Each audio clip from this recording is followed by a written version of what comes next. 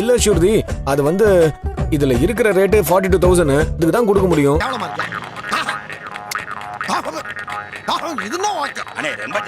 இருக்கிறத விட நீங்க எனக்கு கம்மி பண்ணி தான் கொடுக்கணும். அப்படி இருந்தா வாங்கிக்கிறேன்.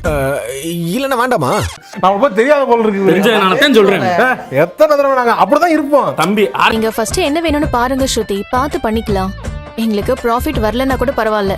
அண்ணே ரொம்ப இது பண்ணிக்கலாம், நம்ம கொஞ்சம் வாயில இருந்தது. நீ நடந்துப்பா, நீ நடந்து.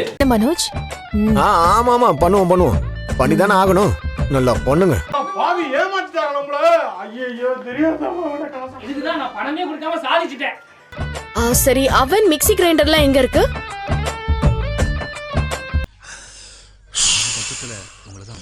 ஓவரா கண்ண கட்டுதே. அம்மா ஷோரூம்க்கு வரேன்னு சொன்னாங்க. நம்புற மாதிரி இல்லையே. ஏன் ஸ்ருதி அப்படி சொல்றீங்க? இத வந்து சுதார் பார்த்துட்டு இது எப்படின்னு 2 மணி நேரம் நான் உட்கார்ந்து கேட்டேன்.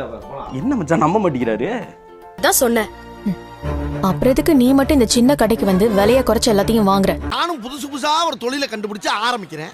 அதை விட புதுசா ஏதாச்சும் ஒரு ஐடியாவை கண்டுபிடிச்சு என் தொழிலை கெடுத்து விட்டு போயிடுறாங்க. அதெல்லாம் இருக்கட்டும். என்கிட்ட 2 லட்சம் ரூபாய் வாங்கினல, அந்த பணம் எனக்கு உடனே இப்ப தேவைப்படுது. நீங்க கவனிக்கிறீங்களா இல்ல அவங்க கவனிப்பாங்களா? எப்படி என்னத்தை கவனிக்கிறது? போட்ட காசு கொடுத்தா ஓட்டு போட முடியாது. ஆண்டி, அந்த பணத்தை என்னால உடனே தர முடியாது. தர முடியாதா? அவெல்லாம் காசு தர மாட்டாங்க. ஆமா, நீ 10 கோடி ரூபாய் இறக்கிடுவ. அப்படி பெரிய மஹால் கட்ட போற. போடா வெண்ண. என்னம்மா வாங்கின பணத்தை கேட்டா தர முடியாதுன்னு சொல்ற? அப்புறம் எதுக்கு பணம் வாங்கின? ஆமாப்பா, இந்த நாசமா போறவன கூட்டிட்டு போயிருப்பா. இவனை நம்பி ஒரு பொருளும் வைக்க முடியல. இப்படி திரும்பி பாக்குறதுக்குள்ள திருடி தின்னுட்டு போயிடுறான். நான் சீக்கிரமா திருப்பி கொடுத்துறேன். டைம் வேணுமா? என்கிட்ட நீ என்ன சொல்லி பணம் வாங்கின? இடையமேலூர் பக்கத்துல ஒரு டிஎல்இ மூஞ்சில ஊத்துனாரு உங்களை கூட. அவர் பையன் அவரு. மறந்துட்டீங்களா? உங்களுக்கு எப்ப தேவையோ அப்ப நான் கொடுத்துறேன்னு சொல்லி தானே வாங்கினேன். இப்ப என்கிட்ட டைம் கேக்குற? அதில் என்னடா தேடுகிறாய்? அதில் என்ன தேடுகிறாய்? ஆபத்தின் விளிம்பில் ஒரு மன்னன் தத்தளிக்கும் போது அனைத்து கத்திகளும் உடைகிறது. இல்ல ஆண்டி, நான் சீக்கிரமா கொடுக்க பாக்குறேன்.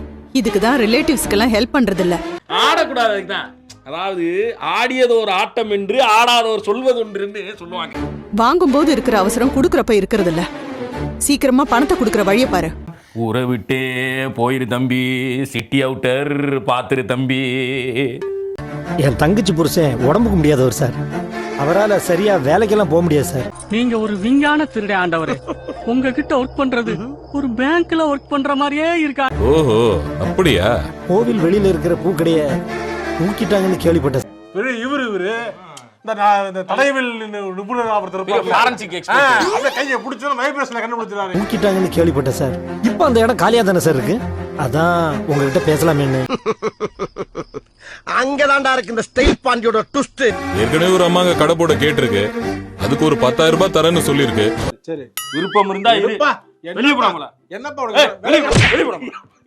வருமானம் வேற இல்லன்னு சொல்ற. தங்கச்சிக்கு கடை போட பர்மிஷன் கொடுத்துற. அந்த காசை நீ கொடுத்துரு. இல்ல இருக்காது. எப்படி இருக்கும்? இருக்கிறவன் ஏன் இதை செய்ய போறான்?